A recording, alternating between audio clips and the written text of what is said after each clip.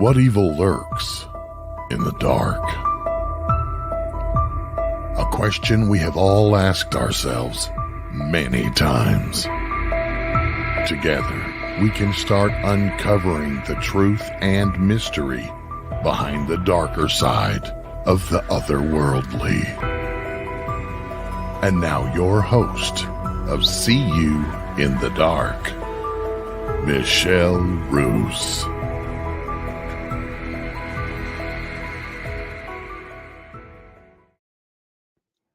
Good evening to everyone, and thank you for all of you who come in every Tuesday night to join me on this show.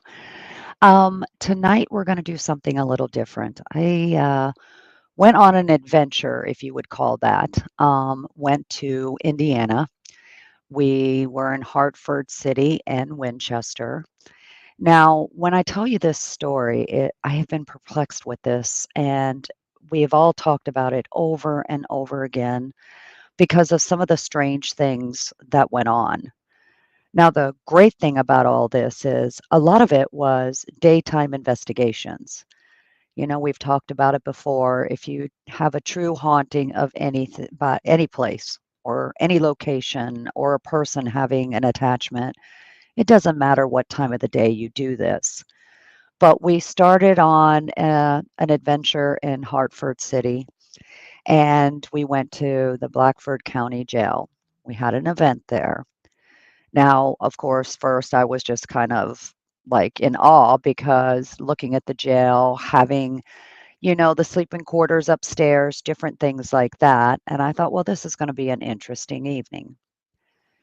Now, this is where it all starts going a little crazy. So I am hoping that you guys are all ready to take this ride with me.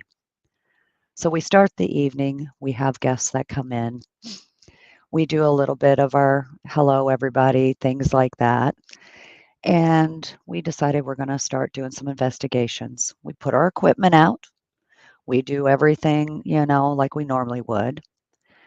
And we just started getting some strange things. Now, I don't know if you've been following me long enough, but I have, spoken to you guys about kind of my thoughts of some of the apps that are out there with people using them. And, everything that app says is, that's it. And I've always kind of go back and forth unless it starts answering in a way that, would actually be answering our questions, not just some mumbled voices and people think they hear an answer. But we started getting little things of, please listen, here to protect you, please listen. And, I thought, well, this seems kind of odd because we got other things, lights went off, different things were happening.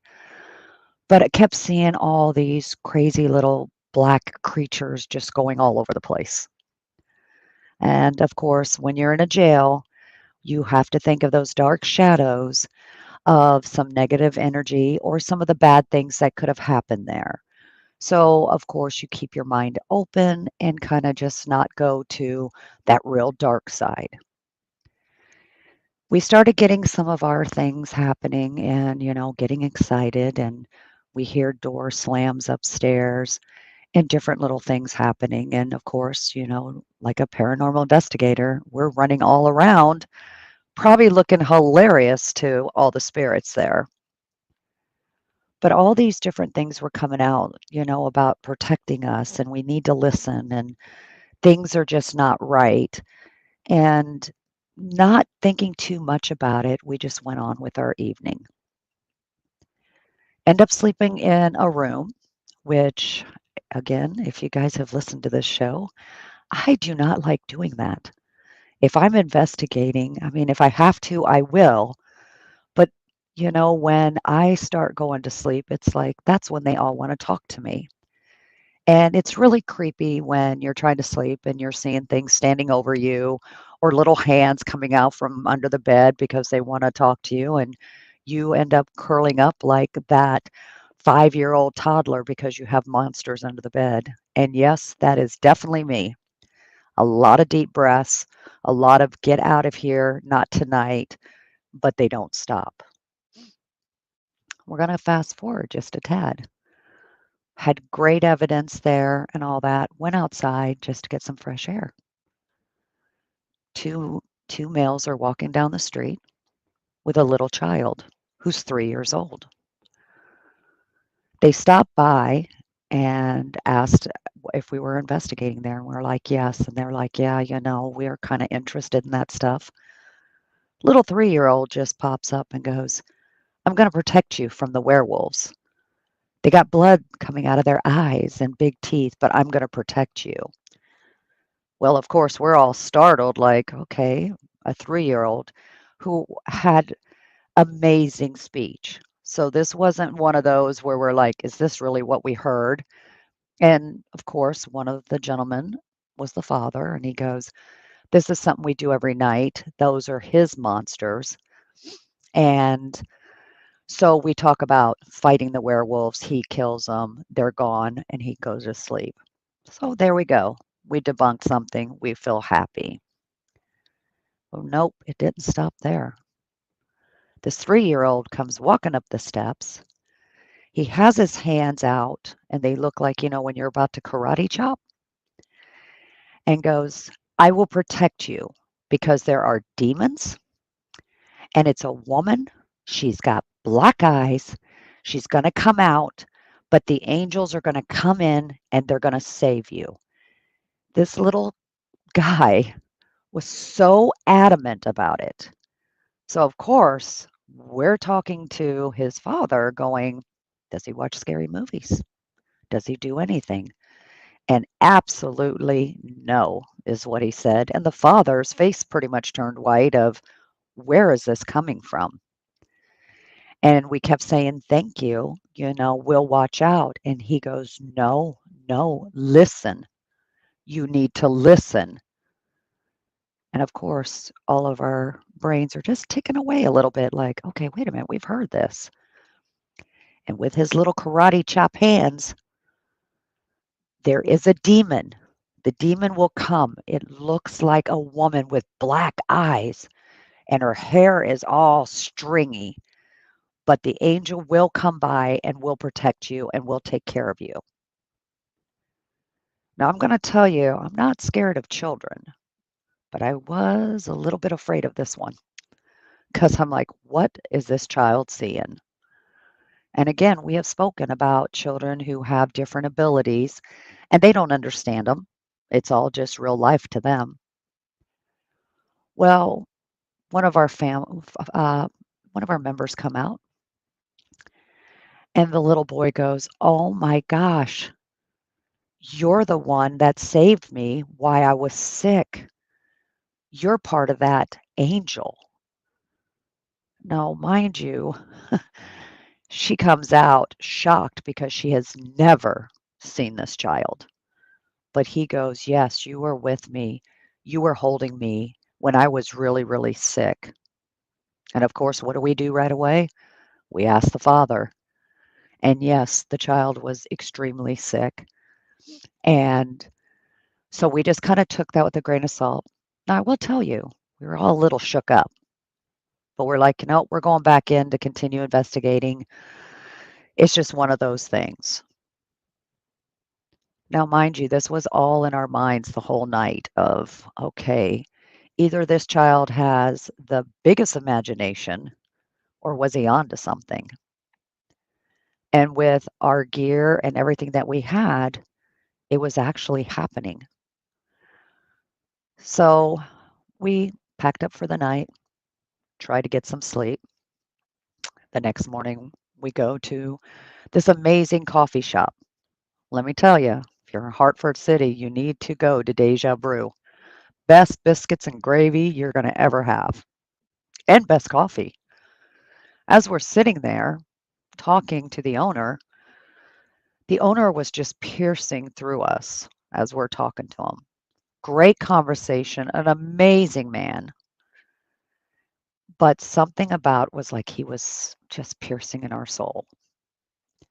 As he was doing that, everybody just seemed to open up and just start talking about all this drama that happened in their lives.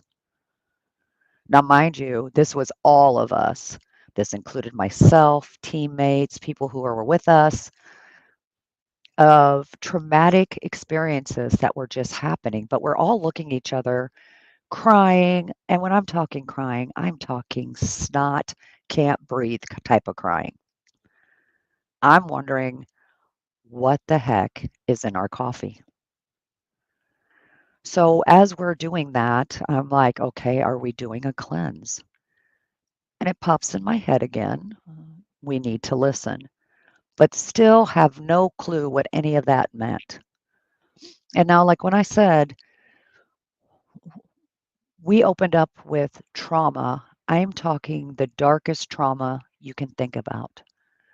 So when you think about this, think about the darkest thing that you've ever went through and have never been able to get rid of, but you've stored it away so far to be able just to deal with everyday life.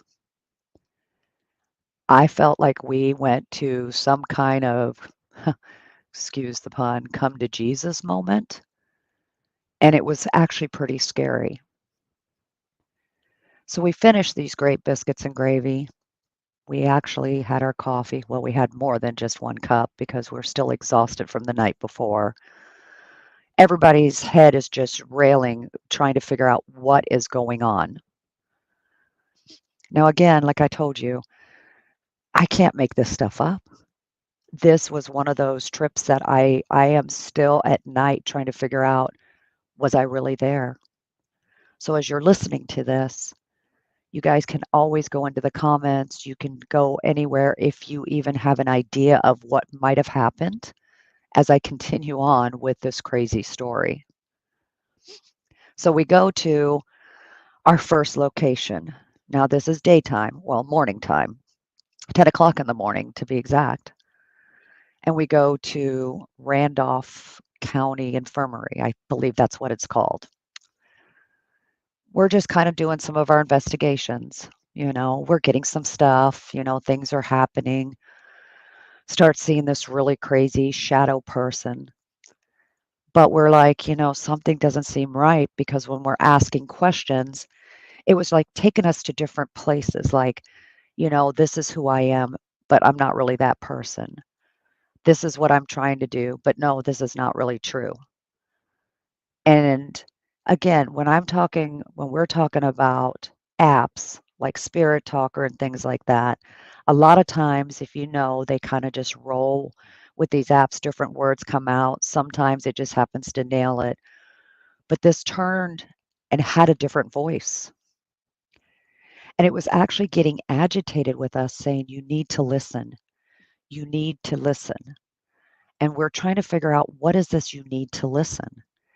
And it kept giving us these warnings. And we're thinking, okay, what is going on in Randolph? What kind of warning are we supposed to get? What is happening here? So we actually have taken pictures and have other stuff. We're still going through a lot of the evidence that we'll be putting out there for people to help us figure it out. This is not one where we're saying this is exactly what it is, but we're actually going to be putting it out there just to say, can you help us figure out what it is? We go to one room and I see a lady being strangled. And then we hear the story about this lady of she hung herself. And absolutely, she got just so mad because that's the wrong story. That is not what happened to her. And it's like everywhere we went in those rooms, in those hallways, we're getting one thing, but they're coming up just really angry, like, we need you to listen.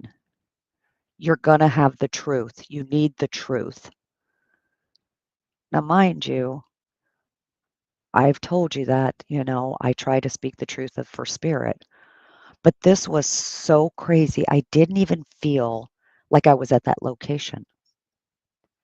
I almost felt like I was on a different realm. And why are all these things our EVPs, our lights, our spirit boxes, our apps, everything is just kind of twisting it around like you're supposed to be on a different journey. Now, mind you, we're doing this all as a group. So we're bouncing off each other like, what does this mean? And we still couldn't figure it out completely. So we're there a couple of hours just kind of doing our stuff and trying to figure out, what the hell is going on? What have we gotten ourselves into? And of course, I'm going to repeat myself. This was at 10 o'clock in the morning. This place was so active. We couldn't keep track of what was going on. We were getting followed by these crazy shadow people. And I was kept feeling like these shadow people were somebody that we already knew, but you didn't talk about it because you weren't sure.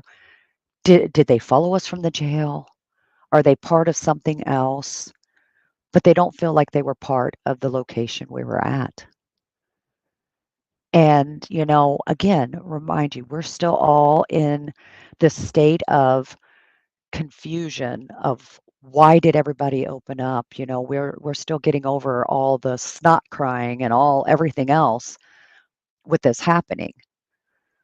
Now, maybe ordinary people would have been like, okay, we're done. But oh no, not us.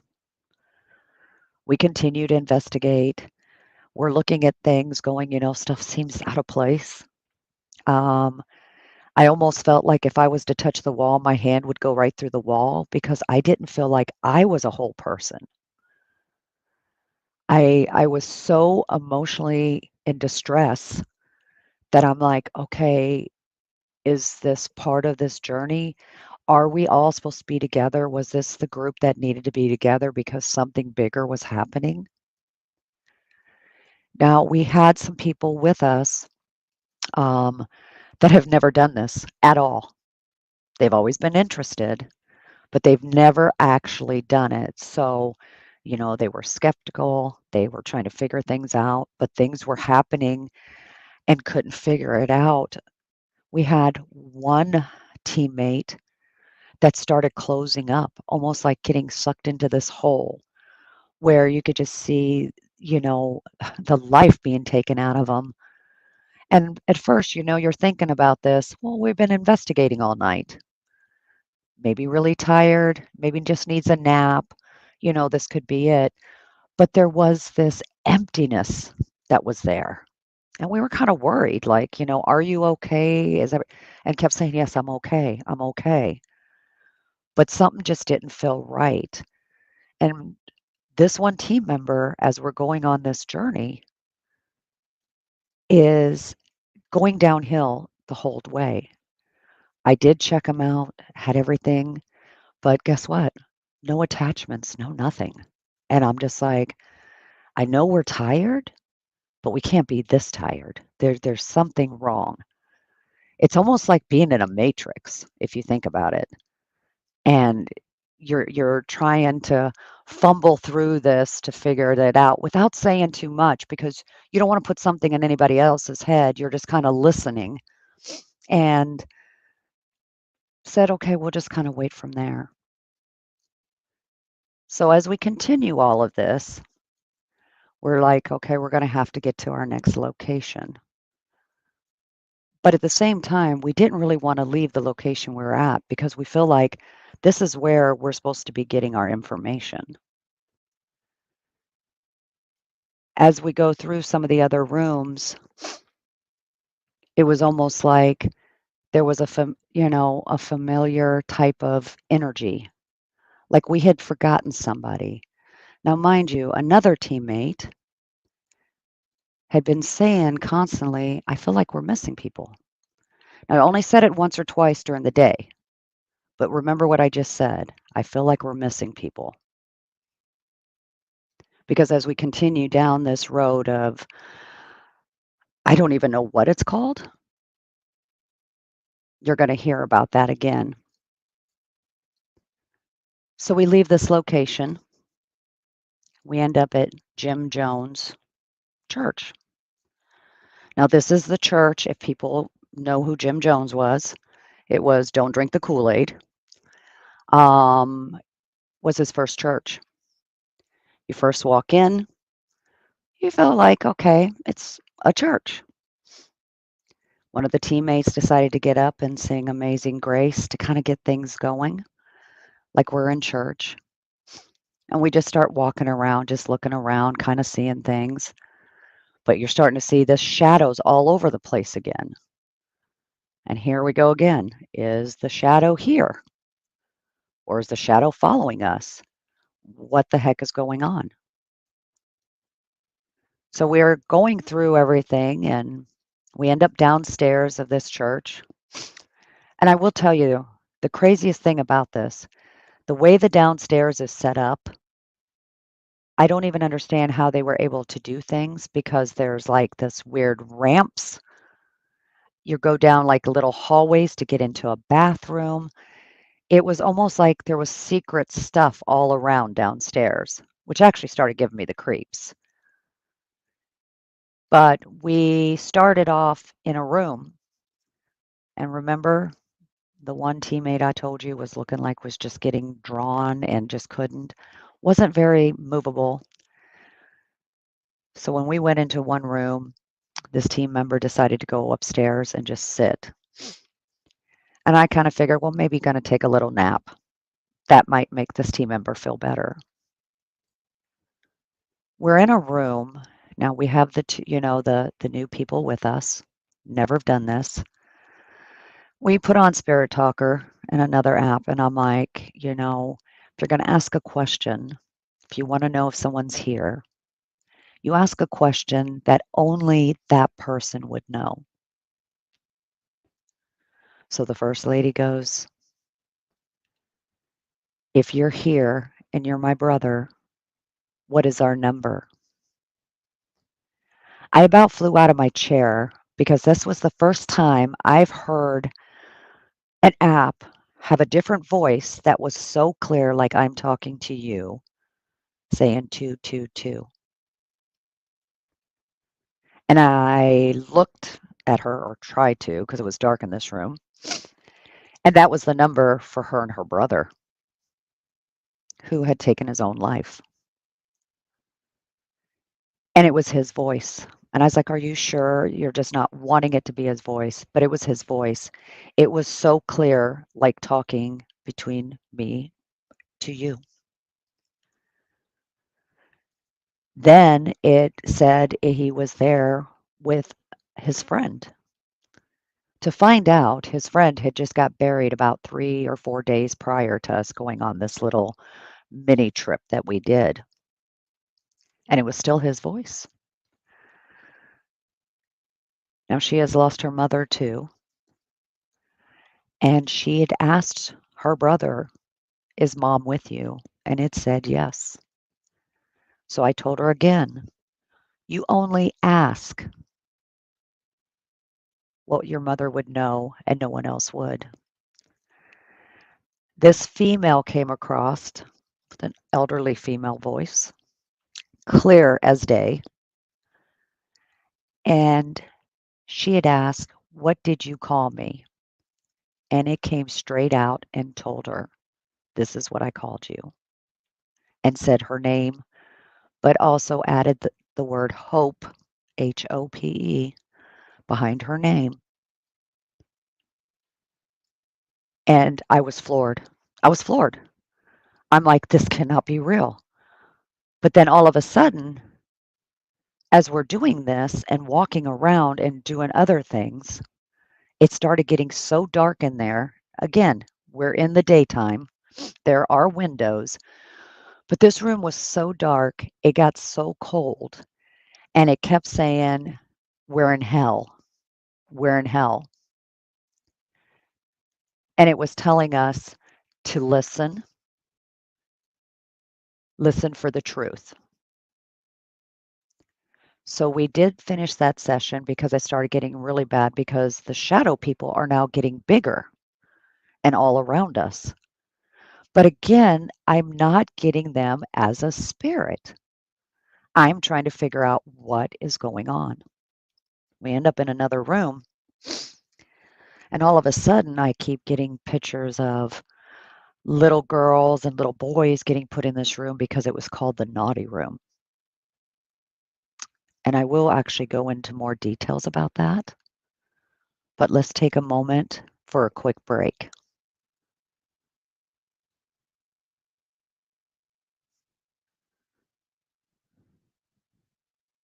This September 6th through the 13th, join with like-minded souls in the experience of a lifetime on the Royal Caribbean Ovation of the Seas as we travel from Seattle to Alaska. Internationally renowned researchers, investigators, experiencers, authors, holistic healers, contactees, spiritual luminaries will sail on an extraordinary voyage of transformation. This cruise will explore UFOs, alien contact, cover-ups, ancient mysteries, the paranormal, holistic healing, and spirituality. Experience engaging lectures, one-on-one sessions, private, custom-tailored excursions, and a nightly UFO watch. The cruise is booking up fast. Go to contactatsea.com and be sure to mention the UNX Network when you book. That's contactatsea.com or phone 336-749-1219. That's 336-749-1219.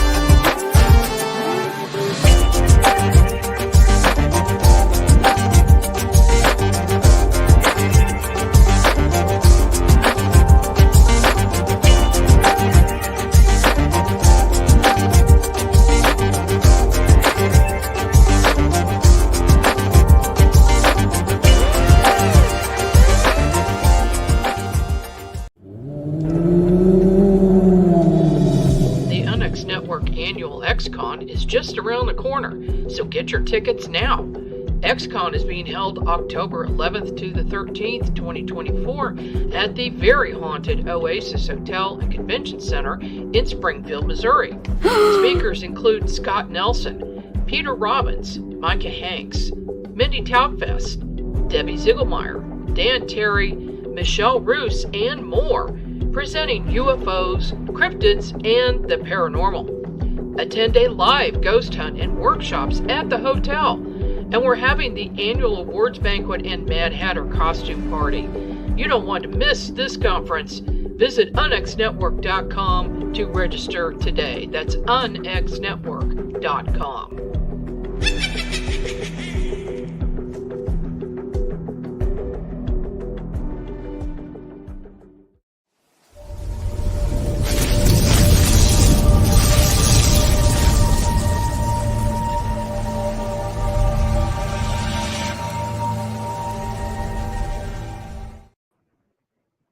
And welcome back.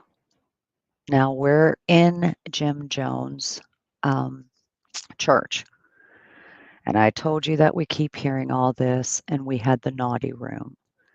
And then I started seeing things that probably I should not see. And it was just, again, so devastating that, like, all this trauma that we spoke about in the morning time at the coffee shop, if you guys are still following me, that it would start getting really bad. So we end up going and moving around, and we sat in another area where I guess was the offices where they would have all been. And we put another member on a chair, and us females sat around it, acting like we're about to worship him. Now, again, when we do our investigations, we try to role play some of those things that might have happened to see if we get anything from that. As we're sitting there, again, everything is going off crazy. And it kept saying demons, demons, demons.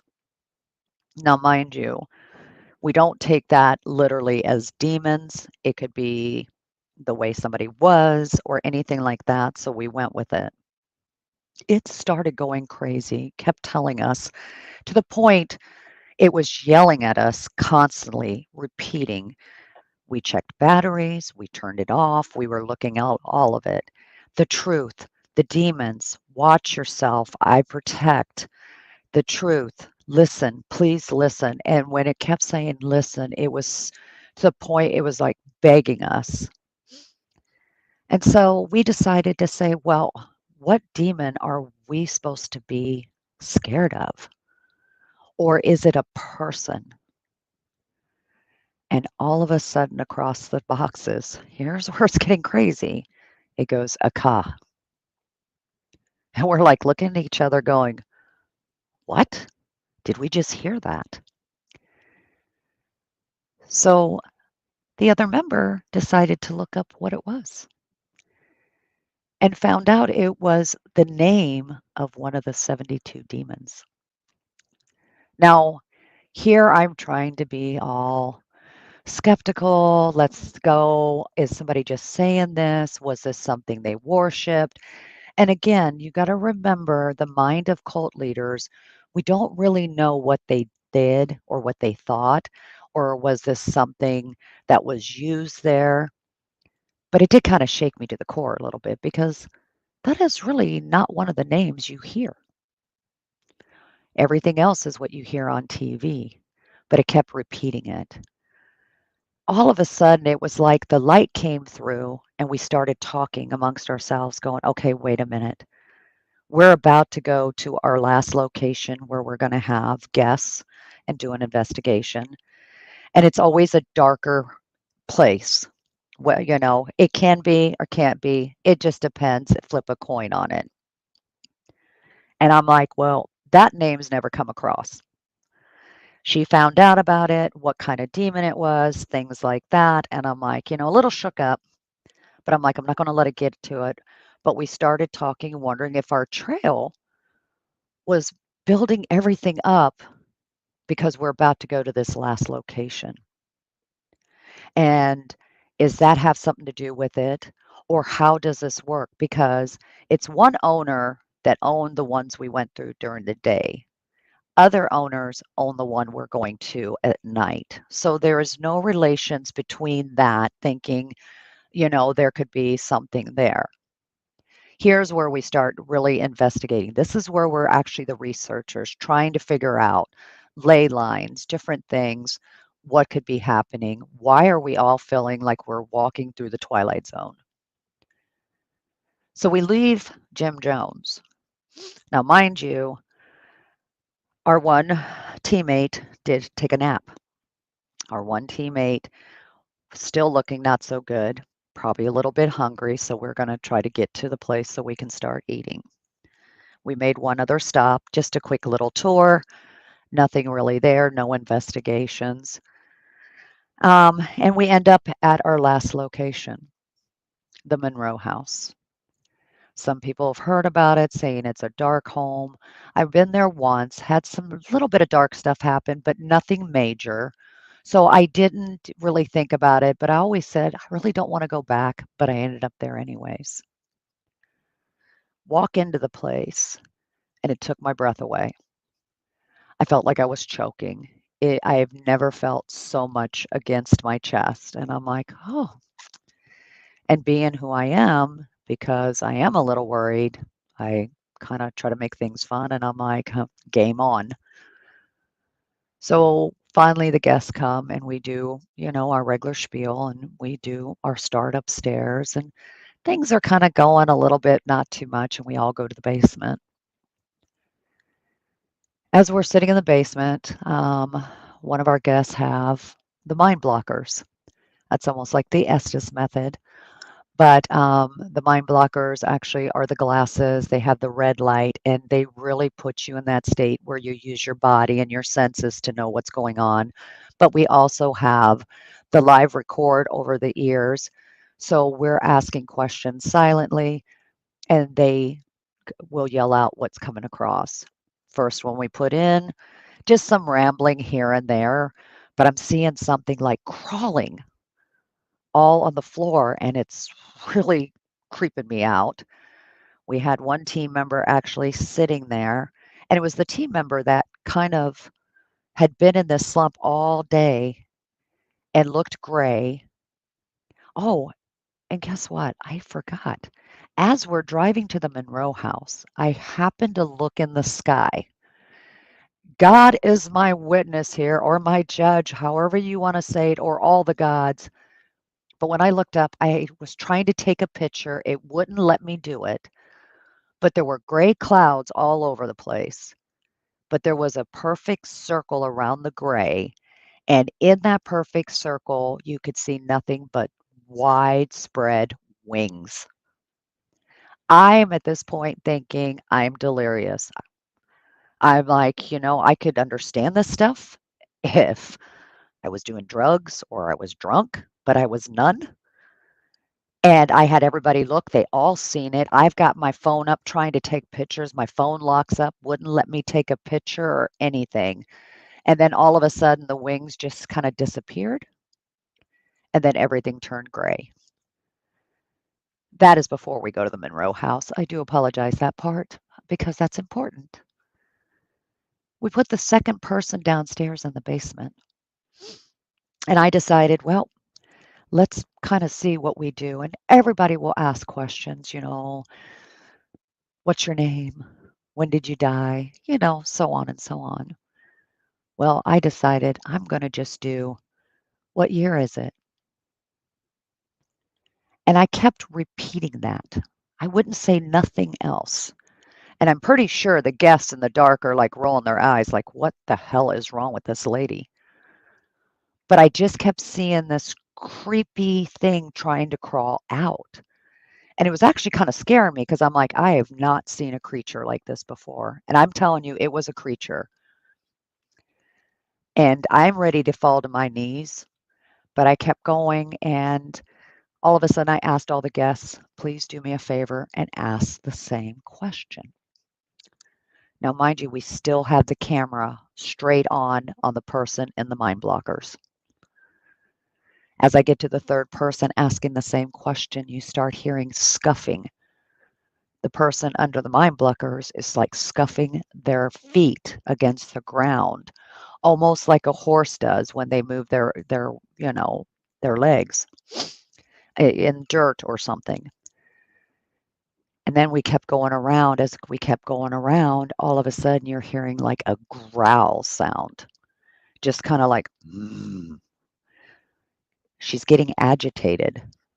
Why she's in the mind blockers. Can't hear a word we're saying. The stuff that's coming around is all mumbled to her. So she's not really yelling out what's going on because she can't make out what's coming across. But she's actually acting all this out. And then by the time we got to the last person, all of a sudden she gets rape her. And this girl just lost it. And do you remember the coffee shop? Do you remember the day into the church when I said we were all opening up with severe trauma? It cut me off that quick to throw something in. And the only thing she could actually make out that was so clear was that. So we quit the session right away. So something was in there already messing with us.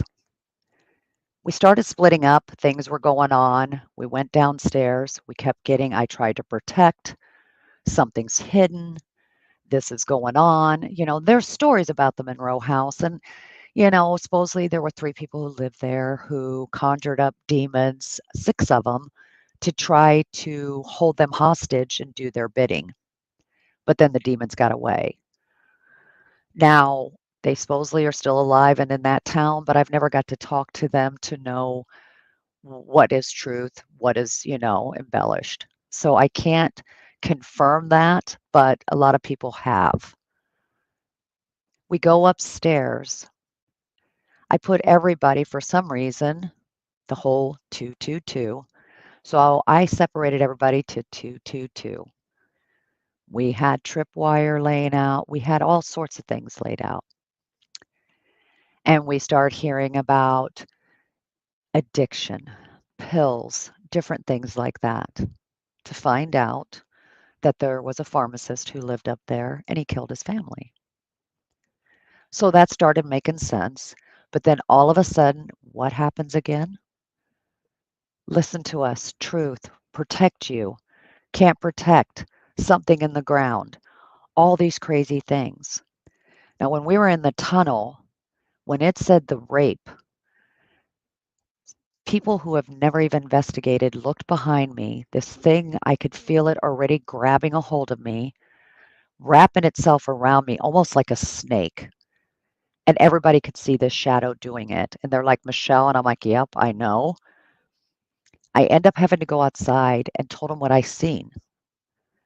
And when I explained what I seen to them, 4 eyes, weird snake-like body and everything, one of the guests decided they're going to look it up.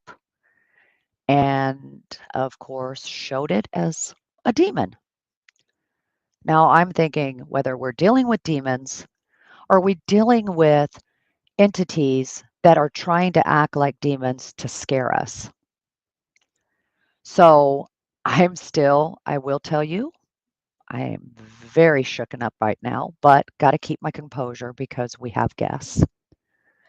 We're upstairs doing all of this. And all of a sudden it kept saying the truth, listen to us. It talked about, demons. And we asked again, well, if you're a demon, then what do you go by? Now remember, when a demon starts telling you its name, that's when they have to disappear. So if you're starting to get that, you're kind of thinking, okay, something's trying to scare us. And it goes Legion. And we all chuckled because we're like, okay, here we go. It's one of those. So the team member asked, well, if you're Legion, how many? It said 7. In the meantime, while this is happening, we're kind of yelling through each room to each other so we can see what's happening. And it's getting answers all over the place, everybody using something different. And we're like, wow, this is very intelligent, whatever it's doing. And the one room has another team member with one of the guests, and he's like, I think we're going to need to get out of this room. There is this big shadow thing keeps coming at us, but we can't get away from it. Now, mind you, this team member is so stealthy, walks around in the dark all the time, sets up equipment, all that, doesn't have a fear. And when he walks, he just takes his time. Not like us when we put something down, we get out of there real quick. It's, hey, it's Sunday, I'm taking my time, this is how it is. I'd never seen someone jump out of a room so quick. So had him in front of me in an open area, nothing around us upstairs, nothing above us. We're at the very top. All of a sudden, it kept saying 7. This team member jumped so high and goes, what the hell? And we're like, hurry up, pull it up. And 3 huge scratches on this team member that never gets anything. Never. Everything is equipment. It almost looked like it was bleeding. It was that deep. In the open, in front of me, watching him the whole time. Then all of a sudden, he swung around like he was going to go after something. He goes, you got to be kidding me. Looked at the other side, 3 more scratches. And we're like, okay, what are you trying to prove? And then boom, 1 more scratch in between both of them. And we're like, oh, so you're 7. And clear as day, it comes across. We scratch. He had 7 scratches. We have pictures of it. We will be putting those up too. We're needing your help because something so strange has happened. Again, you couldn't even make a movie or a book over this. But we were talking to it and trying to figure out What the heck is happening? I stood up because I'm checking the teammate. I'm getting nervous. The teammate got to the point where it was like, I'm kind of done. I just need to go sit down. And so we're about to get ready to do that. The other teammate is up. We still have the lights down. I start seeing that thing crawling around the corner. And of course, what do? I pretty much say, hey, you want to show yourself this way? Can you do the lights? Let's count it down. Can you really do it? 3, 2, and boop, boop, boop, boop, boop. Everything goes off. And of course, the team's like, how in the? Because it happened. Well, because I see them coming. So I know these are creatures, but are they really creatures? This is what's blowing my mind because is there entities up there or in the Monroe house that act like demons and just love to play with people because that is kind of the fear that we all have. So, you're very nervous, you're worried, but a lot of our guests who normally just go off and do their own thing, let's say we all stuck together, which was the craziest thing. And we had some guests there that normally like to be off on their own to try to get their evidence. They didn't do so much, which was really kind of weird. So I was kind of watching everybody to see what's going on and just kind of watching these personalities change and all these different things. And again, yet I'm still walking through feeling like I'm a spirit, I'm not me. And all of a sudden, do you remember the beginning of this story? I feel like two people are missing. I feel like two people are missing. That was so hot and heavy, stuck in this team member's brain, that even when this team member was looking, when we had guests, it's like you could see the knees down to the feet, like there's two extra people there that really weren't supposed to be there. I mean, everybody was accounted for, but everybody felt like we're missing two people. And it was just a continuous on and on at the Monroe house. Him getting scratched, all the lights go off, but when we're up there getting ready to go, and I'm just like, okay, this might be a time we need to kind of make a stop. Next thing, something just falls out of just literally out of the sky or out of that room in between me and another team member. And it was a penny that came from above us, landed between us on tails. And I'm like, I'm not touching that. And we're looking up at the ceilings, trying to figure out where the heck this would happen. It fell out of thin air, guys. That's why I'm saying this. I have seen things. I have went through things, but this is now shaking me to my core. The other team member picks it up and all the apps and all the recorders and everything's like begging this team member to put it down. Like, please put down. We're like, put it down. Soon as the team member set it back down where it fell, everything said, thank you. So I end up taking the one team member who got scratched a lot, again, very deep, that there was a little bit of blood, and we took pictures and all that. 3 of them decided to stay upstairs, went into the room where it all started. Now, we all left downstairs because I'm trying to take care of this team member and notice they've been gone a while, to find out whatever this thing was had them trapped pretty much in this room, huddled together because they couldn't get out, and was like dominating over them to the point of these real investigators, again, they go through the dark. They don't sit and think about these things. Everything is just kind of the way it is. But it had them in such a fear that finally they had to take a breath just to kind of break it to be able to get downstairs with the rest of us. And I can tell you, a lot of us spent a lot of time outside. And this is kind of how this whole night ended. And again, what did we do? We slept there, which was not very good either because nothing but crazy eyes watching and all that. So, mind you, I did not sleep very well. I just stayed on guard all night. The reason I was telling this story is everything that happened was like we were put there. Like somebody just dropped us out of the sky and made us go through this whole journey and never got an answer. We don't know what we were supposed to listen to.